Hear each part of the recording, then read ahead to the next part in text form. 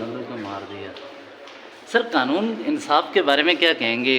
لاقانونیت ایسی نظر آتی ہے، کراچی میں ایک سرمایہ دار کی بیٹی تھی، اس نے بندوں پہ گاڑی چڑھا دی، وہ عدالت نہیں آئی، ملک سے باہر لے جانے کی کوشش کی جا رہی ہے۔ دیکھیں بڑا دکھ ہوتا ہے، اس لیے ہم کہتے ہیں کہ ہم نے عمران خان کو وزیر اعظم نہیں بنانا، ہم قانون کی پاسداری چاہتے ہیں۔ جب میں، ہمارے جرنیل، ہمارے ججز، ہمارے میڈیا والے سارے کے سارے قانون کے تابع ہوں گے تو تب ملک چلتا ہے۔ دیکھیں جس ملکوں نے ترقی کی ہے کیا ہے، بنیادی چیز ہے کہ قانون کی پاسداری۔ اب اگر ہمارے جرنیل، ہمارے ججز اور ہمارے سیاستدان، بلکہ نقلی سیاستدان قانون کو نہ مانے، آئین کو نہ مانے، اپنے پاؤں تلے ہو گئے، تو یہ ایک انتہائی قابل مذمت عمل ہے۔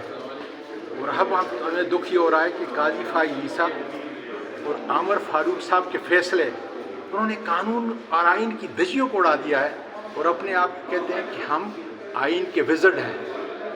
اس لیے اس واقعے کی جو کراچی میں ہوا ہے شدید مذمت کرتا ہوں، اور جو بھی قانون کے پاسدار ہیں تھوڑے بہت، ان سے کہتا ہوں کہ سخت سے سخت سزا دی جائے۔ ایوان میں اٹھائے گی آپ کی پارٹی ایسے اس معاملے کو، خاص کر ایوان میں، تاکہ بالکل کرنا چاہیے سر، یہ تو بندوں کو مار دیا۔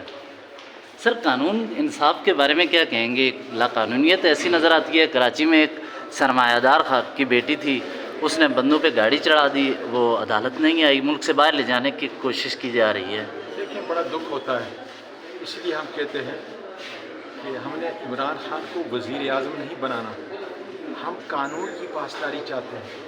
جب میں، ہمارے جرنیل، ہمارے ججز، ہمارے میڈیا والے سارے کے سارے قانون کے تابع ہوں گے تو تب ملک چلتا ہے۔ دیکھیں جس ملکوں نے ترقی کی ہے کیا ہے، بنیادی چیز ہے کہ قانون کی پاسداری۔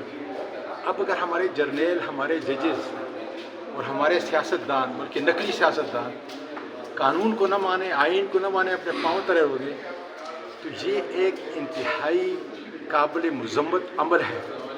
اور اب ہمیں دکھ یہ ہو رہا ہے کہ قاضی فائز عیسیٰ اور عامر فاروق صاحب کے فیصلے، انہوں نے قانون اور آئین کی دھجیوں کو اڑا دیا ہے اور اپنے آپ کہتے ہیں کہ ہم آئین کے وزرڈ ہیں۔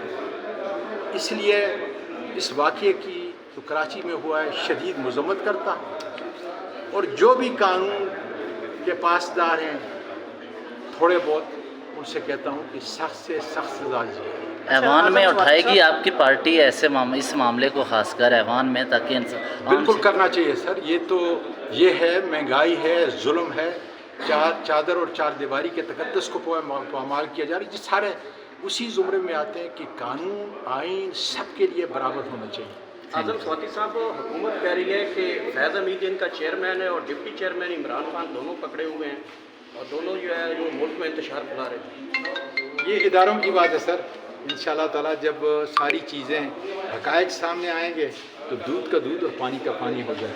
بہت شکریہ، مہربانی۔